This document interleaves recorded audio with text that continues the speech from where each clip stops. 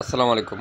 আপনারা যারা ভাবছেন যে নতুন করে পাসপোর্ট করবেন, যে সমস্ত বিষয় মানতে হবে নতুন পাসপোর্ট করতে, নতুন একটা আপডেট আছে পাসপোর্টের জন্য। তো চলুন আজকে আমরা দেখে নেই নতুন পাসপোর্ট করতে কী নতুন সিস্টেম মানতে হবে। এই পাসপোর্টের আবেদন প্রক্রিয়া সহজ এবং কাগজপত্রের ব্যবহার কমাতে নতুন নির্দেশনা জারি করেছে বাংলাদেশ সরকার। স্বরাষ্ট্র মন্ত্রণালয়ের সুরক্ষা বিভাগ থেকে প্রকাশিত এই নির্দেশনা অনলাইনে আবেদনপত্র, ফর্ম পূরণ, দাখিল সংক্রান্ত নতুন তথ্য প্রকাশ করা হয়েছে। এখানে নতুন নির্দেশনা যা যা বলা হয়েছে সেটা এখন আমরা কথা বলবো। 1 নম্বরে অনলাইন আবেদন বাধ্যতামূলক। এই পাসপোর্টের ফর্ম কেবল অনলাইনে পূরণ করা যাবে, কোনো কাগজপত্র সত্যায়ন বা ছবি সংযুক্ত করার প্রয়োজন নাই, যেটা আগে একটা ঝামেলা ছিল।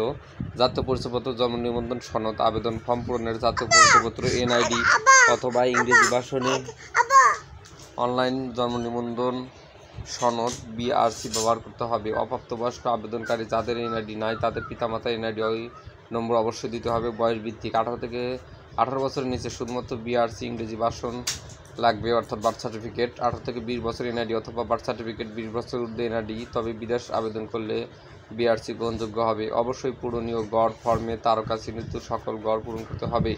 দত্তক বা অভিভাবকত্ব, এক্ষেত্রে সুরক্ষা সেবা বিভাগ কর্তৃক জারিকৃত আদেশ সংযুক্ত করতে হবে। ঠিকানা অনুযায়ী আবেদন সংশ্লিষ্ট পাসপোর্ট অফিস বা বাংলাদেশ মিশনে দাখিল করতে হবে। অপ্রাপ্তবয়স্ক পাসপোর্টের মেয়াদ 18 বছরের নিচে আবেদনকারী পাসপোর্ট 5 বছরের জন্য 48 পৃষ্ঠা হবে। টেকনিক্যাল সনদ, ডাক্তার, ইঞ্জিনিয়ার, ড্রাইভিং ইত্যাদি প্রাসঙ্গিক সনদ আপলোড করতে হবে এবং সরকারি আদেশ, জিও, এনওসি, পিআরএল আদেশ, পেনশন বই ইত্যাদি সংশ্লিষ্ট কর্তৃপক্ষের ওয়েবসাইটে আপলোডকৃত থাকতে হবে এবং আবেদনপত্রের সাথে দাখিল করতে হবে।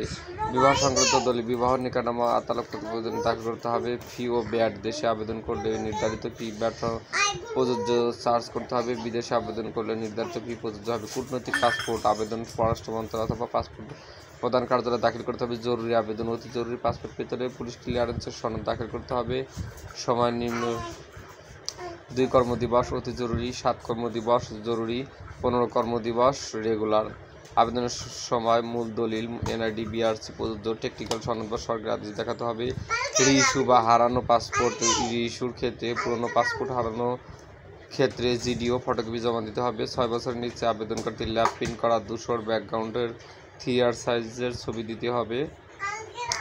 এছাড়া 65 বছর তার ঊর্ধ্বে বয়স্কদের জন্য শুধুমাত্র 5 বছর মেয়াদী পাসপোর্ট ইস্যুর যে শর্ত ছিল তা সেটা বাতিল করা হয়েছে। আর আবেদন করবেন এই যে passport.government.bd এই ওয়েবসাইটে গিয়ে। আরও বিস্তারিত যদি জানতে চান অবশ্যই আমাকে কমেন্ট করবেন, আমি ধারাবাহিকভাবে নতুন ভিডিও নিয়ে হাজির